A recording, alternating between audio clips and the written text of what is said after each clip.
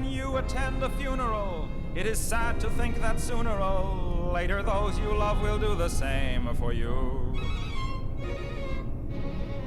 And you may have thought it tragic, not to mention other adjectives, to think of all the weeping they will do. But don't you worry, no more ashes, no more sackcloth, and an armband made of black cloth will someday nevermore adorn a sleeve. For if the bomb that drops on you gets your friends and neighbors too, there'll be nobody left behind to grieve.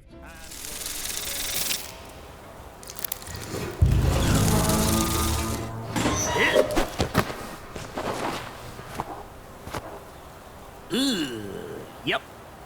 Still bad. But I'm out of food.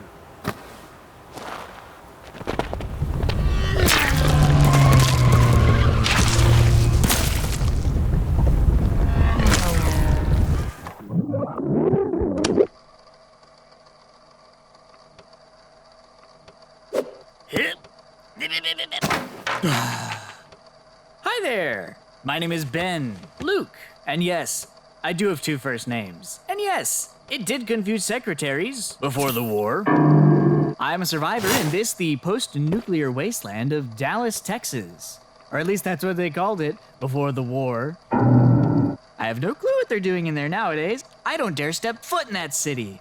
God, there's so many bodies. Anyways, from the safety of my underground bunker, I've constructed a survival guide in the form of a tabletop role-playing game, which I am tentatively calling Atompunk Wasteland Survival Guide. If you find this tape, let me know if you have any better ideas for names, but I don't know, I think I've kind of got it. Universal bereavement and inspiring achievement. Yes, we all will go together when we go. A little bit of background first. We will all I've been working on this system since about January of 2024 with the help of my friend Rafael. You can find his information below. It's meant to run like Fallout, 1 and 2 specifically, but I take bits and pieces from all the games. And before anyone says anything, yes, I am aware that there is an official 2D20 system by Modifius, licensed by Bethesda. There's also the unofficial Simple system by Josh Sawyer from 2004. And I'm also aware that Jacob from XP Level 3 posted a video about his system right in the middle of when I was storyboarding this one, which shows you how long it's taken for me to make this video. And I'm also aware that there's like a million other Fallout systems out there, and I'm just adding another one to the pile. But the point of this system is for me to have fun doing game design, and for me to bring something to my friends that we can do together week to week, and also because it's just, I don't know, it's just fun. It's just fun. You can just do things for fun. You don't have to make the most original thing ever. So, yeah.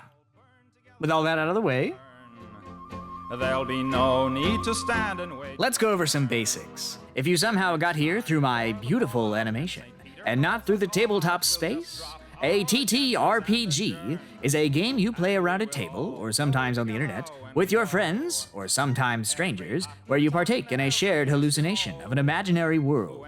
Sometimes it's fantasy, but this time it's about a post-nuclear wasteland.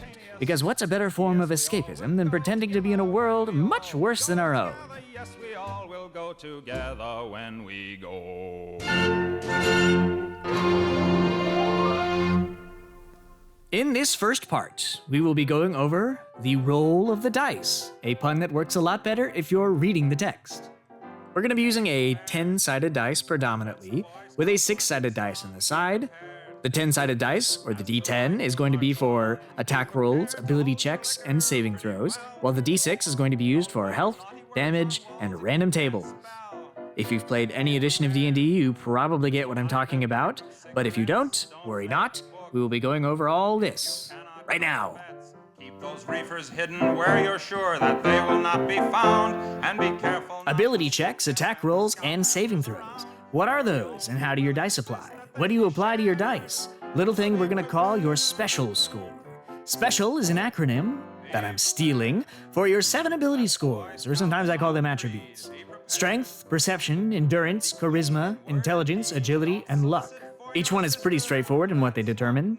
Strength is how much you can carry and how hard you can punch. Perception is how well you can take in your surroundings. Endurance is how tough you are. Charisma is your natural charm. Intelligence determines your skill points. We'll go over that later. Agility determines your action points and armor class. We'll go over that later. And luck is your ability to enable plot convenience or inconvenience. Like, say, you need a rope, and you don't have any. So you say, hey GM, you got any rope for me? They say, why don't you roll luck? So you do, and you roll an 8, and whoa, there's rope! How convenient. Starting out, you have 40 points to distribute between these 7 attributes, each having a minimum score of 1 and a max score of 10. So really you just have 33 points since 1 point has to go into each attribute. Your ability scores also determine your ability modifiers, which are used when you roll the dice. Your ability modifier is your ability score minus 5. So an attribute with a score of 10 has a modifier of plus 5 and a 1 has a modifier of minus 4. In the document for the system, which you can find in the description, there will be an easy-to-reference table you can use to quickly determine this. Alright, so back to the main point.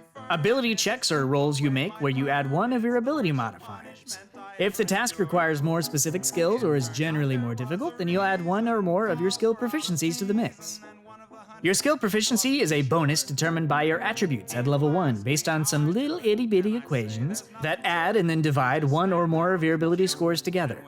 Your skills are a measure of your ability to complete certain tasks, like shooting a gun, repairing things, or talking to people.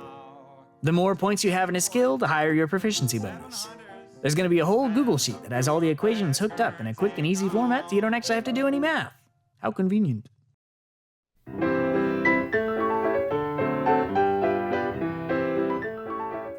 As an example of an ability check, say you're trying to make a good first impression on someone. You add your charisma. Let's say you're trying to convince them to do something.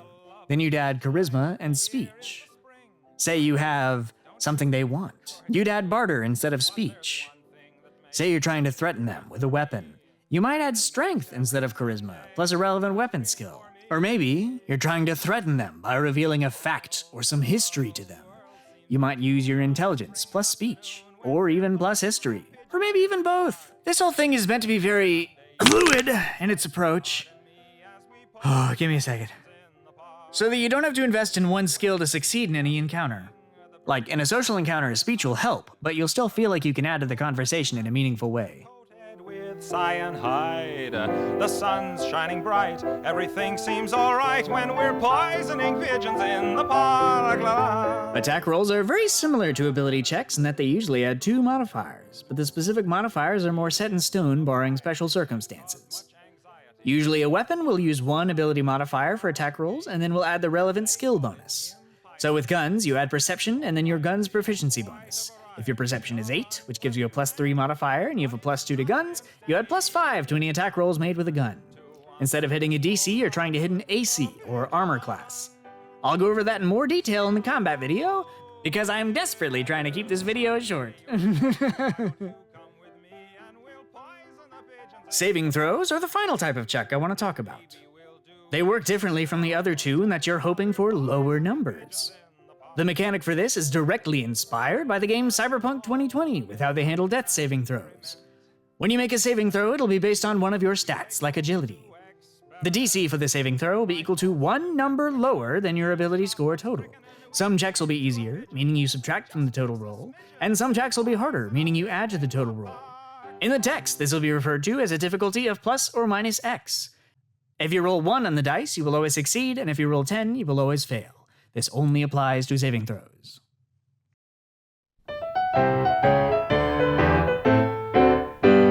The heart of every man in our platoon must swell with pride. To give an example, let's say your agility is 8, and someone throws a stick of dynamite at you. Oh shit. In this case, you must roll an agility saving throw to avoid taking the full damage. You have to roll under your agility, so to succeed, you will need to roll a 7 or lower. But the dynamite has a difficulty modifier of plus 2, so you really need to roll a 5 or lower to succeed. Oh shit.